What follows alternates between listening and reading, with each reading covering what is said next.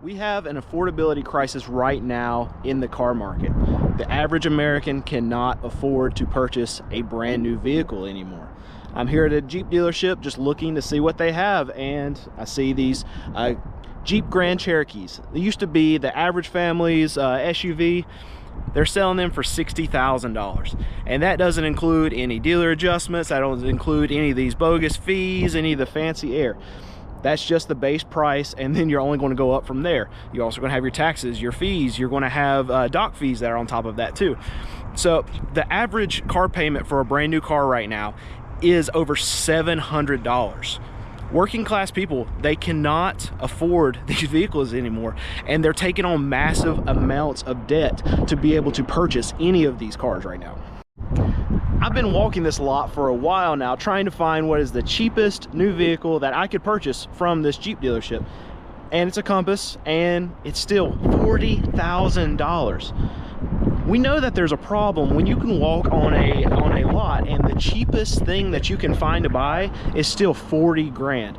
That's just crazy. And we've actually heard manufacturers talking about this issue, and they're not fixing it, and they're not wanting to fix it. So what a lot of them have said is they're going to stop producing a lot of their lower end models, a lot of the lower end trim packages, because they make so much more money on the higher end products. You look at Ford, they're going to push out more of the higher end F-150s, and they're not really making a whole lot of cars. We used to have the Ford Fusion. We used to have a lot of these four-door sedans that would come out, and they're limiting the production of those because they're not making as much money. And that's going to cut out a lot of affordability for people that want a new vehicle, because they can't afford these $60,000 SUVs. They can't afford these $70,000, $80,000 trucks. They need small, economical SUVs, small four-door cars. And these manufacturers, they don't want to put them out anymore because they're not making as much money on those. So now what do you do then if you need a new vehicle? Well, most Americans would say, okay, go to a brand new dealership, go sign your name on the paper, get this massive amount of debt, get you a car payment that you can't afford. That's the American way. Let's do that. But I can tell you that you do not have to sign up for all this debt. You do not have to have major monthly payments for a vehicle. There is another way. So you do not need to go into debt to buy a vehicle. I'm on a dealership right now that has a lot of cars that they're selling for $5,000 or under. That is cash that you would be able to save up to buy a car in full and not have payments. I actually know the guy who owns this car lot. He's me. So what we do is we have a lot of cars that people are actually able to afford, and that's something that's a big problem in today's market. There is an affordability crisis that's going on with vehicles. We just looked at a dealer earlier. You can pay $60,000, $70,000, $80,000 to buy a new vehicle and be in debt for years and years and years and years. But I'm telling you, there is another way, and this is the way. And you don't have to just be able to find me to be able to get a deal like this. There are other dealers out there that are selling cars for reasonable prices. They're just hard to find. And even not so much dealers, if you can actually find individuals, you're going to get even better deal than that. All these cars I paid substantially less than what I'm actually selling them for. So there are cars out there that you can find that you can pay cash for. And after you save up money to be able to buy a vehicle like this, then instead of paying monthly payments to someone else, you can start paying yourself and go ahead and start saving money for your next vehicle. You can upgrade later on, drive a beater, drive an ugly car, something that's got busted, faded paint, to set yourself up for a better financial future. And this is what I'm trying to tell you right here. You don't have to drive the best car in the world. You don't have to drive something that even looks good. You need a car that's safe, and you need a car that's reliable. And that's it. That's all that matters when you're talking about getting a used car, because what we want to do is be able to set ourselves up for a much better financial future, and we can do that by not having car payments. And I know the question that you're asking right now, does one of these cars that are $2,500, $3,500, $4,500, are they even reliable? Do they even run?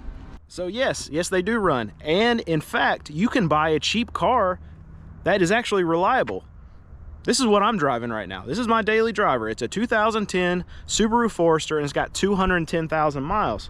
And I know that sounds like a lot of miles, but I go to auctions all week long, I see thousands of cars every week, and I'm seeing cars with 200, 250, 300,000 miles. A lot of these cars, if they've been taken care of, they can last a very long time. So you will be able to buy something similar to that. I paid $3,000 for that car.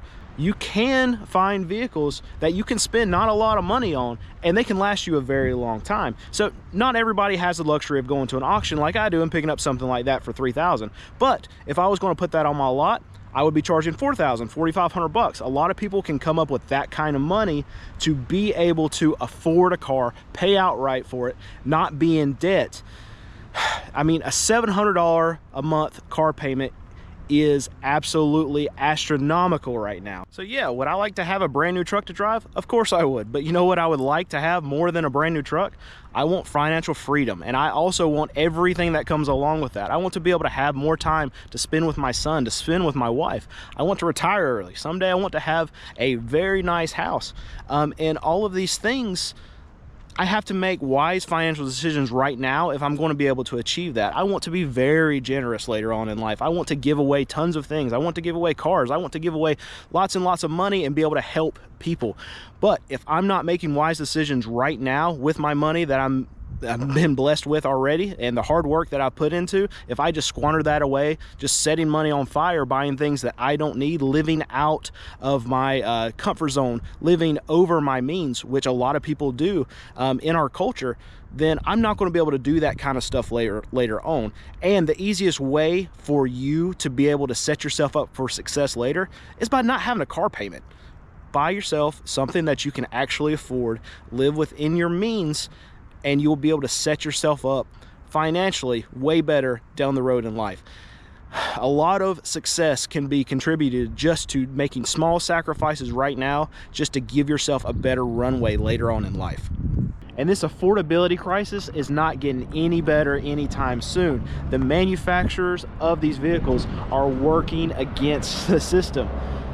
So they know what's coming. They're seeing what's happening right now. These new car dealers are not selling very many cars. So what do they have to do? They have to make as much money per vehicle as they can. That means producing more expensive cars. You've already seen Ford talk about it. You've already seen GM talk about it. They are going to limit their production on the more economical vehicles, and they're going to push production to the higher end of the market so they can make more per car, make more money for their shareholders, and they're not going to try to appease the lower income earners, because they know that coming into a recession, in a recession now, whatever you want to say, that these people, they're not going to be able to afford the cars. The people who are going to be able to afford vehicles are high income earners. Those are going to be the people with the money that are still able to buy during this hard economic time that we're going through. And you're already seeing this happen now. Just go to a Ford dealer, go to a Chevy dealer, see if you can find a four-door sedan that's new on their lot.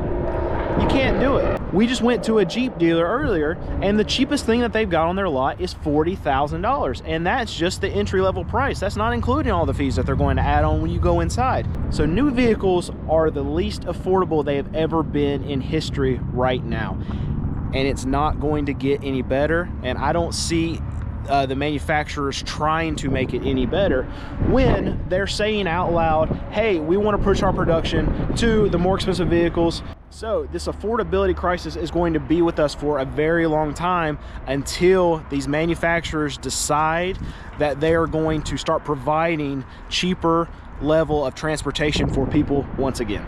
All right, so what's it going to take to get these manufacturers to start making cheaper level cars again? And really, it's simple. There's two things. Supply chains have to get better. They're already getting better, but we know that's not the biggest factor here. The biggest thing is demand has got to get better, because for them to be able to sell these cheaper cars, they have to sell a lot of them. And I can tell you that's not going to happen anytime soon, because what we need for that to happen is for rates to come down. And we've already heard from the Fed, higher, longer. So they're not going to be decreasing rates anytime soon. So demand's going to be slow, and production is going to be slow, because Ford is not going to want to push out a lot of these economic vehicles that they don't make a ton of money on without knowing that they're going to sell the crap out of them. And right now they're not going to be able to, because people can't get loans and they can't afford afford the monthly payments because interest rates are too high and prices are too high. So both those things have to happen. Supply chain has to get better for prices to come down, and people have to be able to buy cars again for them to start mass producing these cheaper cars once again. So I know I've talked to you a lot in this video about how you can actually afford to buy a car, not have payments, not go into crazy amount of debt, and still have a good car. But I will say, before you buy any vehicle, I don't care if you're buying a 2-year-old vehicle or a 20-year-old vehicle, I can't stress enough, make sure you get it checked out by your mechanic before you buy it. You can buy a paperweight really quick, and you just want to know exactly what you're getting into before you spend this kind of money on it, and you'll be safer down the road. You'll make sure you get into something reliable for what you can afford. And I want you to be safe, and I don't want you to get ripped off, and I don't want you to buy a big pile of poopy.